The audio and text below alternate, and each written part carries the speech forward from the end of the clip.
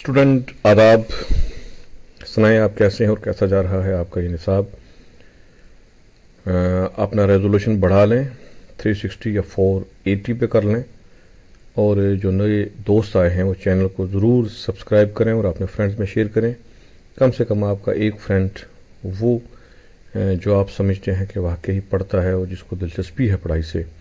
और हमेशा सीखना चाहता है, उसको ज़रूर सब्सक्राइब करा के अपने इस ग्रुप को एक्सपेंड करते चलें और अपना हिस्सा भी डालिए। अपनी जितनी भी पुरानी गज़लें हैं उनको रिवाइज़ करिए, तलफ़्फ़ुज़ देखिए, अशआर के पढ़ने का सलीका सीखिए। और ना सिर्फ आप इन वीडियोस से इस्तिफ़ादा कीजिए, बल्कि कहीं भी आपको कुछ अच्छा मिले या मैं सोचता हूँ कि कमज़ोर भी मिले तो आप उसको देखिए, उससे भी फ़ायदा होगा। वो आपको अच्छे और बुरे की तमीज़ पता चलेगी। उर्दू सीखने के कुछ तलबा सीखते हैं कि उनके कहते हैं कि उनका तलफ़्फ़ुज़ वो ठीक हो, और आप ज़रूर अगर मौका मिले तो अच्छे लोगों को सुनिए, बड़े उस्तादों को सुनिए, BBC सुनिए या उर्दू की नशरियात किसी रेडियो से या TV से ज़रूर सुनिए, ताकि आपका तलफ़्फ़ुज़ जो है बेहतर से बेहतर होता चला जाए। चौथा शेर हम पढ़ रहे हैं जी, तीसरी गज़ल है हमारे सामने फ़ानी हसत मोहानी की। तो आप इंजॉय कीजिए इस कोर्स को और अपने दोस्तों तक ज़रूर पहुँचाइए। गज़ल का मतला है, और आप जानते हैं गज़ल का मतला इसलिए मतला कहा जाता है कि जिसके दोनों मिसरे हम काफ़िया और हम रदीफ़ होते हैं। आप देखेंगे कि इसमें काफ़िया क्या है, क्वाफ़ी पूरी गज़ल के अशार के आप लिखेंगे। ये मैंने अक्सर देखा है कि चंद तलबा आप में से क्वाफ़ी लिखते हैं, सारे के सारे नहीं लिखते। आप लिखिए तो लिखने से आपको अल्फाज का ज़ख़ीरा आपके पास आता जाएगा। अगर आप चुप रहेंगे तो अल्फाज का ज़ख़ीरा जमा नहीं होगा। फ़र्ज़ कर लेते हैं कि आपको क्वाफ़ी मालूम है इस गज़ल के कौन से क्वाफ़ी हैं, लेकिन फिर भी लिखने से आपके पास 10-20 अल्फाज रोज़ाना के जमा होते जाएंगे, तो ये आपकी जो अपनी लुगत बन रही है वो काफ़ी ज़हीम हो जाएगी। शेर देखिए जी, मतलब कि नगाए नाज जिसे आशनाए राज करे, वो अपनी खूबी किस्मत पे क्यों ना नाज करे। अब तशरीह का तरीका देखिए, और मैं बताता हूँ कि वो काफ़ी सब्सक्राइबर हमारे जिन्होंने अभी ज्वाइन किया है 1 या 2 दिन में, मैं उनको वेलकम भी करता हूँ और उनसे ये इल्तिजा है कि वो पुरानी वीडियो ज़रूर देख लें, ताकि उनकी नॉलेज में भी इजाफ़ा हो जाए और उन्हें ये मालूम हो जाए कि पीछे हमने क्या किया है। शेर की तशरीह करने के लिए सबसे पहले हम उसके लफ्ज़ी माने देख लें। नगाए नाज इजाफत के साथ है, नगाए नाज नाज वाली आँख यानी अदा वाली आँख। आशनाए राज यानी राज से आशना, आशना होता है वाक़िफ़, जानना, राज से वाक़िफ़। नगाए नाज जिसे आशनाए राज करे, कि वो नगाए नाज नाज व अदा वाली आँख जिसको आपने राज से वाक़िफ़ करे, वो अपनी खूबी किस्मत पे क्यों ना नाज करे। और दूसरे मिसरे में इस्तिफ़ामी में पहले मिसरे का जवाब है कि वो शख्स जिसको नाज़ो अदा वाली नखरे वाली आँख अपने राज से आशना कर दे, वाकिफ़ कर दे, अपने सब राज बता दे, और वो शख्स तो वाकई उसका हक़ बनता है कि वो अपनी किस्मत के ऊपर नाज करे। और शायर ने हसत मोहानी ने क्यों लगा कर ये चीज़ साफ़ की है कि भाई वो क्यों ना करे, उसका तो हक़ बनता है कि उसको अपनी किस्मत पर नाज करना चाहिए। अब देखिए कि शायर ने कमाल क्या किया है कि ना भी लगा दिया है और क्यों ना नाज करे। जैसे हम कभी कहते हैं कि हम अगर कहीं जाना ही होता तो हम बोले हम वहाँ क्यों ना जाएं, हम ऐसा क्यों ना करें, या कोई हमें कहीं रोके कि भाई आपको ऐसा नहीं करना चाहिए, तो हम बोलते क्यों नहीं करें भाई, इसमें तो मेरा हक़ बनता है, मुझे करना चाहिए। तो आपने एक हक़ जताया है नाज करने का, फ़ख्र करने का, गरूर करने का, कि जिसको नगाए नाज जो है अपने राज बताएगी तो उसका ये हक़ बनता है। चलिए जी दूसरे शेर पर। दिलों को फ़िक्र दो आलम से कर दिया आज़ाद, तेरे जुनून का खुदा सिलसिला दराज करे। अब यहाँ भी शेर में बड़ी नुदरत है, और फ़ानी भी जदीद शोरा के जिन्होंने जदीद गज़ल की बुनियाद रखी उनमें एक है। दिलों को फ़िक्र दो आलिम मतलब कि दोनों जहां, ये दुनिया भी और अगली दुनिया भी, کہ مرنے کے بعد والی دنیا بھی اور یہ دنیا بھی سے کر دیا آزاد، کہ دونوں فکروں سے بالا تر کر دیا، دونوں فکروں سے نکال دیا، آزاد کر دیا، انگلش میں بولیں تو فری کر دیا، یعنی نہ اس جہاں کی فکر رہی نہ آنے والے جہاں کی۔ تو دوسرے مصرے میں دعا دیتے ہیں کہ تیرے جنون کا خدا سلسلہ دراز کرے، جنون و دیوانگی، کہ میرے محبوب تیری جو یہ جنون میں ہم مبتلا ہیں تو یہ خدا اس سلسلے کو دراز کر دے، بہت طویل اور لمبا کر دے، تاکہ ہم تمام دوسرے مصائب اور غم، آلام، رنج، سوز و گدا سب سے ہم آزاد رکھیں، کہ جو محبوب تیرے غم میں مبتلا ہے تو اس کو اور کوئی بھی غم نہیں ہے۔ جیسے شاعر کا مصرع ہے کہ جو غم ہوا اسے غم جانا بنا دیا، کہ جب غم جانا انسان ہر غم کو غم جانا کے ساتھ جوڑے گا تو باقی سارے غم اس کو کچھ بھی نہیں لگیں گے۔ غالب کا ایک الگ سے مصرع ہے اس سے ہٹ کے کہ غم عشق اگر نہ ہوتا غم روزگار ہوتا، تو مطلب اس میں بھی یہ لگتا بھی غم عشق تو ہونا تھا، تو فرض مال یہ کر لو کہ نہ ہوتا تو پھر غم روزگار ہوتا، لیکن غم عشق کہیں نہ کہیں انسان کے ساتھ رہتا ہے۔ تیسرا شعر دیکھیے جی، خرد کا نام جنوں پڑ گیا، جنوں کا ہرد، جو چاہے آپ کا حسن کرشمہ ساز کرے۔ خرد کا نام جنوں پڑ گیا، جنوں کا ہرد، خرد بولتے ہیں عقل کو، جنوں ہو گیا دیوانگی۔ ایک تو اس میں یہ تضاد کا استعمال ہوا ہے کہ آپ تشریح کریں تو آپ کو یہ کہ سنت حسن تضاد کا استعمال ہوا ہے، کیونکہ جنوں اور عقل جو ہے وہ دو برائے ہیں، خرد اور جنوں ایک دوسرے کے اپوزٹ ہیں، ضد ہیں، اور رپیٹ ہوا ہے، اس میں تکرار بھی ہے، یہ بھی آپ کہہ سکتے ہیں کہ شاید کہتا ہے خرد کا نام جنوں پڑ گیا، کہ جو عقل تھا اس کو لوگ دیوانگی کہنے لگے، اور جو دیوانگی تھی اس کو لوگ عقل کہنے لگے، یعنی یہ الٹ ہو گیا، یہ تضاد ہو گیا۔ کیوں ہوا؟ جو چاہے آپ کا حسن کرشمہ ساز کرے، کہ میرے محبوب تیرا جو حسن ہے، تیرا جو جمال ہے، یہ اس کا کرشمہ ہے، وہ سب کچھ کر کے دکھاتا ہے کہ اس تیرے حسن پہ لوگ ایسے دیوانے ہو جاتے ہیں، ایسے مجنوں ہو جاتے ہیں، وہ دیوانگی کے عالم میں اپنا سد بد بھول جاتے ہیں۔ اور پھر یہ ہوا کہ جو خرد تھا تو اس کو لوگ جنوں کہنے لگے، یعنی کہ جو خرد تھا وہ تیرے جنون میں مبتلا ہوا اور وہ جنوں کی حالت میں پڑ گیا، اور اس کا نام ہی وہ پڑ گیا، وہ انسان نے عقل سے سوچا اور وہ تیرا دیوانہ ہو گیا، اور جنون کا خرد پڑ گیا، اور وہ جو جنون والے تھے وہ عقل میں چل گئے، یعنی کہ سب کچھ اس کا الٹ ہو گیا۔ تو یہ سب تیرا جو ہے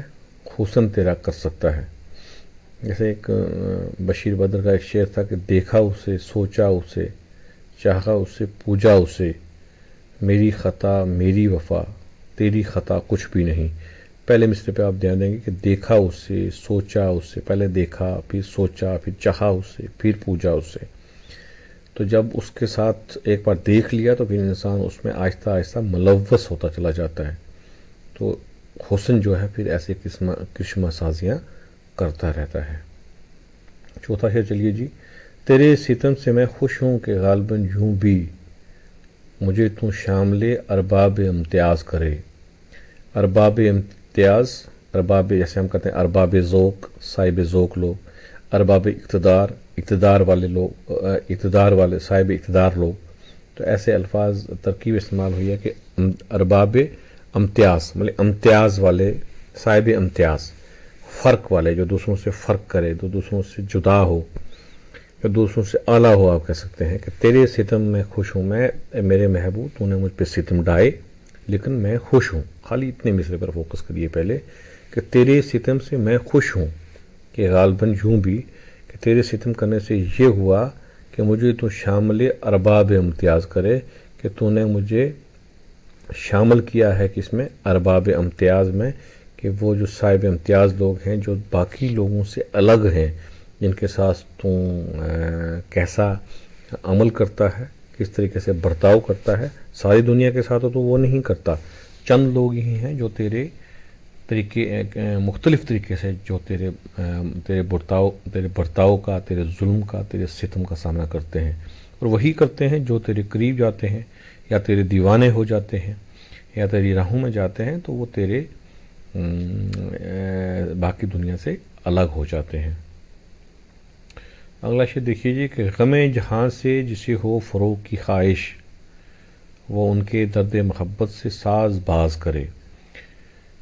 غم جہاں، جہاں کا غم، لفظ میننگ دیکھ لیں، سے جسے ہو فروغ کی خواہش، یعنی وہ جسے چاہتا ہو کہ زمانے کے سارے غم مجھ کو نہ ہوں، مجھے فروغ مل جائے، آزادی مل جائے،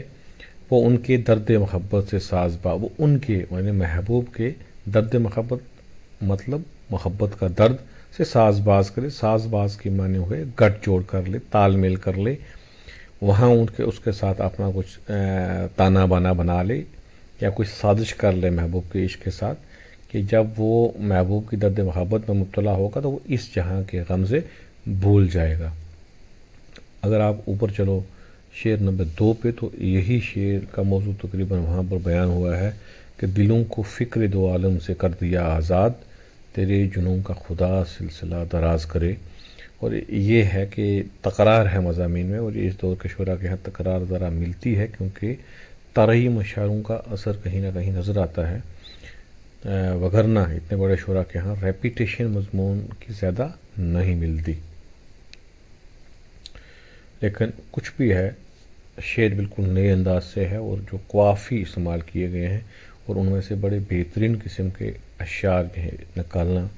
حسن موہانی کا ہی کمال ہے۔ چلیے جی سیکنڈ لاسٹ شعر کی طرف ہم بڑھتے ہیں۔ امیدوار ہیں ہر سمت عاشقوں کے گروہ، تیری نگاہ کو اللہ دل نواز کرے۔ اب دیکھیے کہ اس طرح کا شعر ہم فانی کے ہاں بھی کہیں پڑھ کے آئے ہیں کہ امیدوار ہیں ہر سمت عاشقوں کے گروہ، ہر طرف عاشقوں کے گروہ ہیں۔ انہوں نے کہا تھا کہ خدا جانے کہ پیغام کس کے نام آئے گا، اور یہاں پر یہ کہہ رہے ہیں کہ چاروں طرف جو ہیں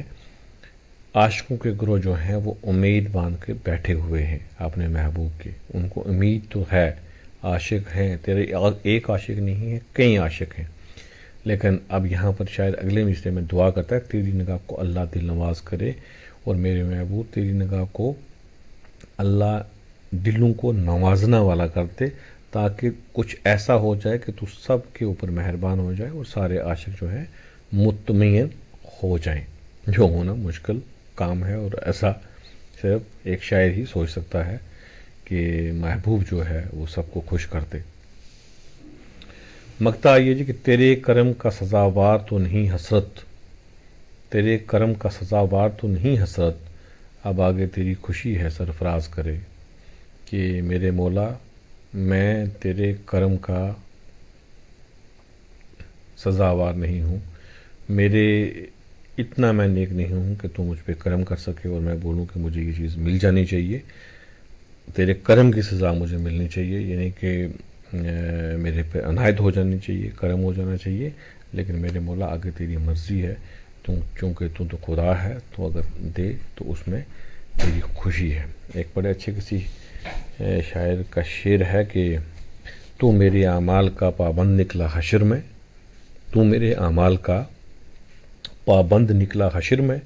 اے خدا میرے خدا تجھ کو خدا کہتا تھا میں۔ تھوڑا سا اپوزٹ ہے لیکن آپ کو میننگ سمجھنے کے لیے کہ میرے کہتے ہیں نا کہ ہم فرشتے جو ہیں وہ ہر بات ہمارے لکھتے ہیں، اچھی بات بری بات لکھتے ہیں، اور جب قیامت کے دن یہ ہے کہ انسان جائے گا تو سب کچھ اس کا جو تانا بانا سب سامنے رکھ دیا جائے گا کہ آپ نے یہ کیا، تو شاعر نے پہلو نکالا کہ اتنا ہے کہ تو میرے اعمال کا پابند نکلا حشر میں، کہ میں جو عمل کرتا رہا اور آپ اس کے پابند رکھے، ہم تو آپ کو خدا کہتے تھے، خدا کو تو ان چھوٹی باتوں پر دھیان نہیں دینا، یعنی کہ شاعر اس طریقے سے خدا سے بھی ہم کلام ہوتے ہیں۔ تو یہ فانی کی غزل تھی، ایک اور یعنی تیسری غزل۔ اپنے دوستوں میں آپ ضرور شیئر کریں، اور کم سے کم ایک دوست میں شیئر کریں، اور اپنے کمنٹ کریں، آپ کے کویشچن جو قوافی ہیں اگر وہ آ گئے ہیں تو بہت اچھا، اگر نہیں آئے ہیں تو چلو میں بتا دیتا ہوں۔ پہلے مطلع کے کافی چلو میں آپ پہ چھوڑتا ہوں، باقی کافی میں بتاتا ہوں۔ دوسرے شعر سے میں شروع کرتا ہوں۔ مطلع کے کافی کم سے کم آپ بتاؤ گے۔ مطلع کے دوسرے شعر کا کافی ہے دراز، تیسرے کا ساز، پھر امتیاز، لاسٹ چوتھے میں آ گیا ساز باز، اور پھر دل نواز ہے، اور پھر سرفراز ہے۔ اور یہ بتائیے کہ فانی کا پورا نام کیا تھا، میرے فانی بادایونی کا پورا نام کیا تھا۔ ایک اور کوشچن میرا کہ حسرت موہانی کا پورا نام کیا تھا، اور حسرت موہانی جو تھے یہ کہاں پیدا ہوئے، ان کی تاریخ پیدائش کیا ہے، اور حسرت موہانی کی تاریخ وفات کیا ہے۔ ان سوالات کے